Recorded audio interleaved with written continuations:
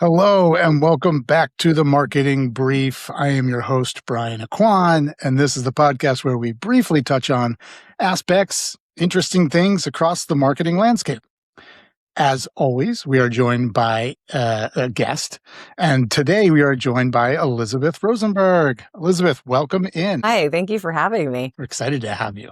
How would you introduce yourself to the listeners? My name is Elizabeth Rosenberg. I am a Los Angeles native, and I am the founder of The Good Advice Company, which is a marketing and communications consultancy. I work mostly with creative agencies and marketers, so we're going to have a lot to talk about. And I'm also an intuitive medium, so we can dive into all of it. I'd love to. Why don't we start there? What is an intuitive medium? I mean, we live in Los Angeles, so it is, I think a lot of people would call it like woo-woo or spiritual. I do intuitive readings, and I access the Akashic Records, which is kind of a library of your soul's journey, past, present, future. I always feel like I'm the best intuitive for like someone who's never had a reading before. And like I like to say, everybody, I don't ever run and get an intuitive reading when you have something that is like, I need to make a decision. Like you have a big decision to make, use your own intuition, go with that. But I have actually tied it into a lot of personal branding work that I do. So I actually do a reading for somebody, then a behavioral analytics and a story mining session. And I came out of the spiritual closet, let's say, a few years ago on LinkedIn. And it's kind of my superpower now because it really helps me hone in on, I think, exactly where we need to focus. And then I kind of use all of my PR and marketing experience to fill in the gaps. Yeah. Well, that's very cool. Yeah. We were talking a little bit about AI before we started recording and maybe the shortcomings of AI or what skills will be important in this age of AI, and that's certainly one of them. Emotional intelligence is one of them. Is that kind of how you're thinking about? I mean, let's just get into AI, right? Yeah. Is that how you're thinking about this new age of AI we're currently in? I was always hoping that AI would be that thing that would help us like do laundry or, like, like do things that are things that take us time to do that would open us up and give us more time for the creative endeavors that we actually want to focus on. Right. And I think that was very naive of me to think that because now a lot of AI is being used to write for us. I mean, it's wild with all these kids graduating from college right now. There's so many professors talking about how all of these kids are using, and I say kids, all of these, young adults are using AI to really hone in on their voice versus actually honing in on the voice themselves. So I really do believe that the 3 skills that we're going to need moving forward to continue to connect with humanity, but also differentiate from AI is going to be intuitive intelligence, like listening to our gut, listening to what we feel is correct. Our institutional knowledge of lived experience, right? Emotional intelligence, and then just critical thinking. Like there's so many people right now who just don't have like general life skills, which is wild to me. So we have to get back to the basics here. Yeah. And you're not going to learn it through that. I saw an interview with David Eggers. Is that his name? The author.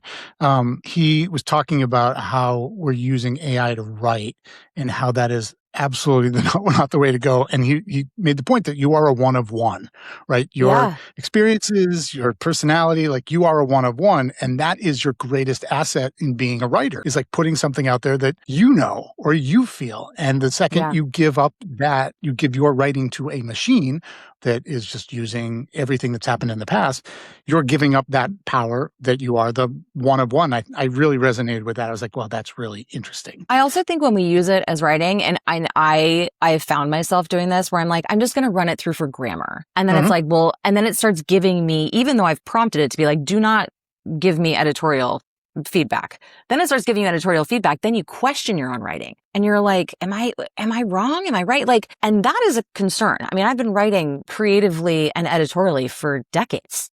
And now I am having artificial intelligence tell me that my ideas aren't great and or that the structure is not good and or that like the thought that I wanted to put out there is not strong enough. That is very, I think that's just stressful, And then I also just like I cannot get over the fact that all of these tools have been taught on copywritten information, and none of these authors are reaping the benefits of that. That is like another thing that is just inhumane, right? That is So crazy. Yeah. what a time to be alive. I know. I come at it from both ends, right? Like unique individual thought is something I love. And I feel like we're getting this homogenized version of it Yeah. now because everything's being fed through this machine.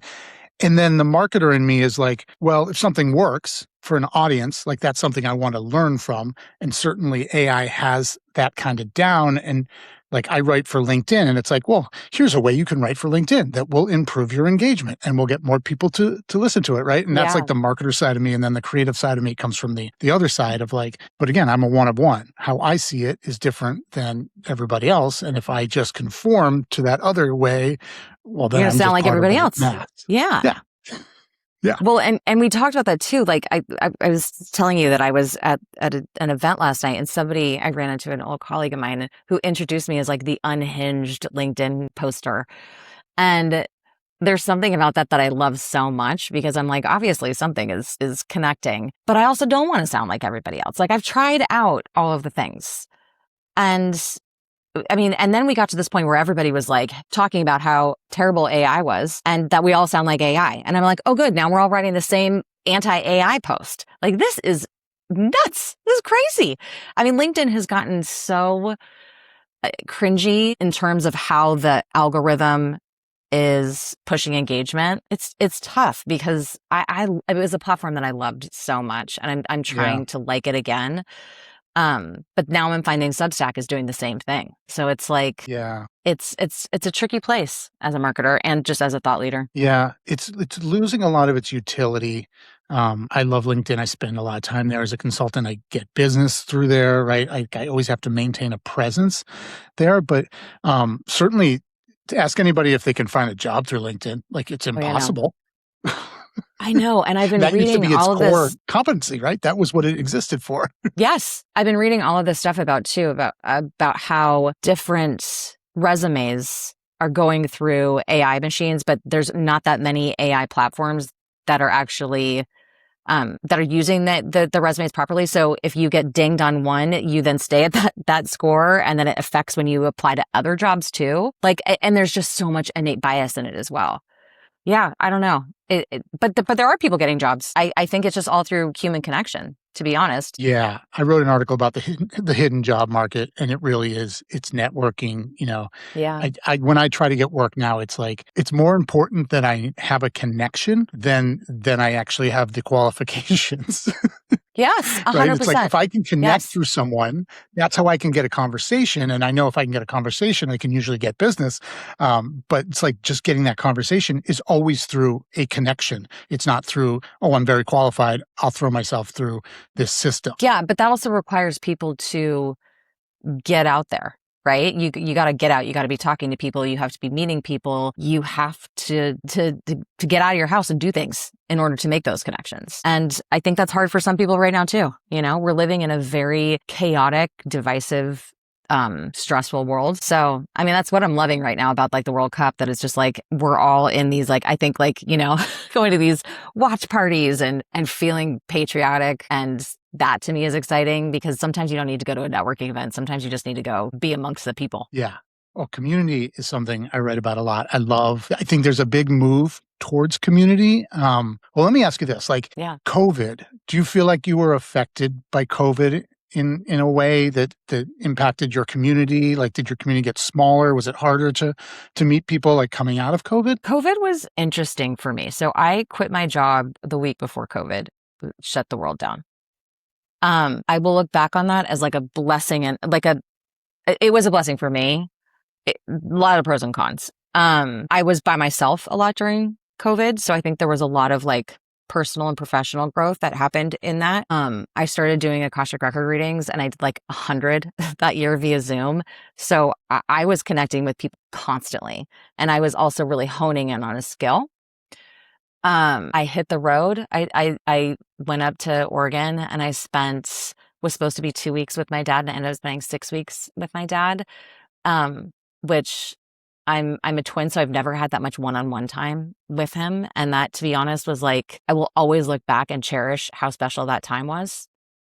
And I kind of road trip down and I was just, COVID was a very, for me, there was a lot of community building, but there was really more of just reassessing my entire life of like, what do I want to do? What's that going to look like? What's best for me?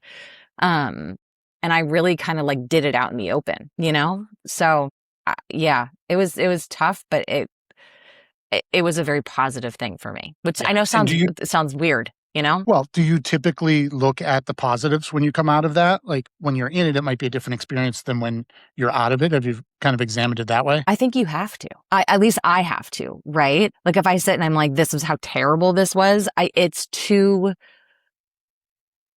the older I get, the more I really think how important it is to find those like moments of clarity and those like lessons that you're supposed to be learning and like how they're pointing you in the right direction. Cause otherwise, like, what are we doing? Sure. You Yeah. know, Absolutely. the world is too much. Like sitting in all of that, the negativity is just not helpful to anybody. Right. No, I Yeah. agree. Yeah. My personal experience, I think I was able to define myself as an introvert a lot more because I was like, "Oh, I kind of enjoy my circle getting smaller, and things seemed a little easier when it's like all of a sudden this whole thing was taken away, and it was like I Yeah. just need to focus here." And I was like, "Oh, I never thought or would have defined myself as an introvert because I can masquerade as an extrovert, and I do it You're an really well." ambivert. You're a An mix. extrovert. I Yes. just, can kind of, adjust to whatever situation I'm in. Yeah. But it was I could kinda define myself as that, and then coming out of it, I had to relearn a lot of those things, like being around a lot of people, Yes. and, some of that was because there was a disease that we were trying to escape too, so being around a lot of people was something we didn't do for so long that it's like, Yeah. "Oh, is it okay to do that again?" But I found myself having to force myself out, and build community again. And I think we're still, as people, as a society, still in that like relearning phase of like, okay, how do I find my community? How do I operate among people in real life? I think there's still a lot of that going on. Very much. And I also feel like there's still just a lot of very angry people. I mean, you know, and frustrated. Like you can tell when you're driving, you're like, oh, good Lord. Like, especially in Los Angeles, you're like, get off your phone. And why are you honking at me? Like, we are all going in the right direction and there's nowhere to go right now. Yeah, I totally, it's so funny. I resonate with that so much because I've always found myself as like an extrovert as well.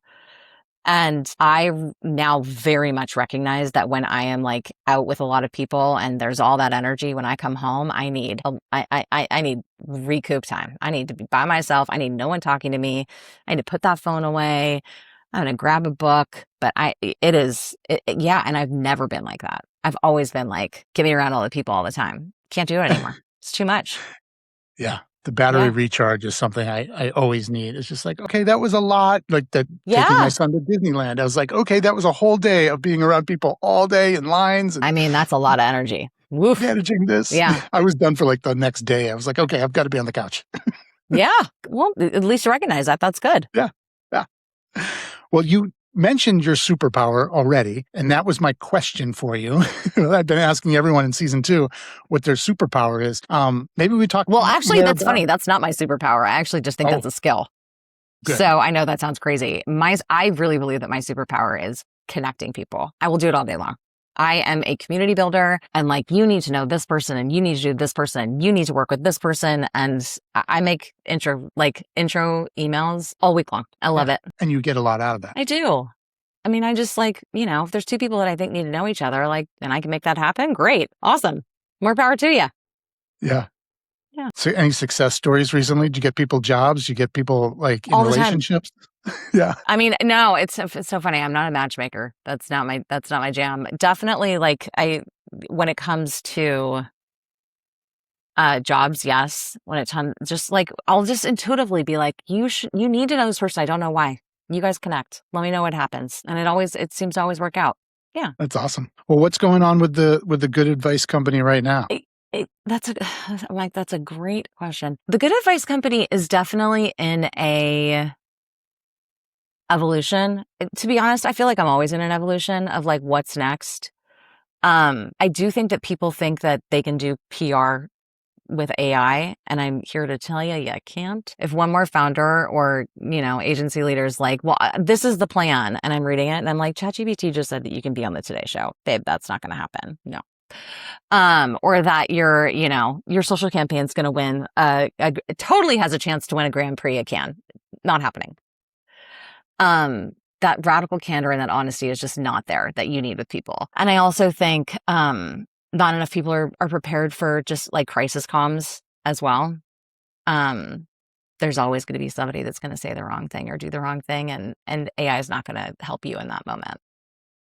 And especially for agency leaders, indie agency leaders that are listening, there's so much that you can like learn about PR and do yourself that I don't always think that you need to be spending. I mean, that's, $10,000 to $15,000 a month on an agency. And like, those are the workshops that I love to do, where I'm like, let me help you optimize your budget in the best way possible. Like, I love to teach.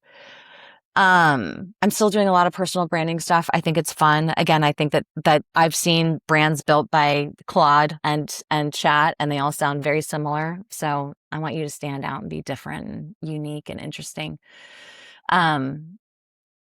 And then just myself, I'm working on a bunch of different creative projects right now that I'm getting a lot of, which I'll share when it's time on LinkedIn, no doubt. But I'm just getting a lot of, I think, joy from that, That's great. Yeah. That's awesome. Well, how do people get in touch with you if they're interested in any of your services? Thank you. Yeah, I know. I do one-off readings, and those have been actually quite busy lately. You can reach me at thegoodadvicecompany.com, and also LinkedIn, DM me, just like you did when we started talking about different posts that we had as well. And then last year I launched something called Chief Spiritual Officer, and it's been kind of wet clay, and now it's really kind of I've really kind of I know what's next. So that is coming in, I think, the next few months. So just keep an eye on that space as well. Nice. I love the idea of wet clay. I think that we need to have the final answers for everything when we launch something. Yeah. Sometimes it's just like, I need to get this out here and see what people think, see where it goes, and then just go with it. Absolutely. Perfect is the enemy of good, right? Put it out there. I love that. Exactly. Get some feedback. Exactly. Yep. Yeah. Well, I've really enjoyed our conversation, Elizabeth. Me too. Thank you for joining me. This has been a brief conversation. I'm your host, Brian Aquan. This is our guest, Elizabeth Rosenberg. And thank you to all the listeners. Stay curious out there.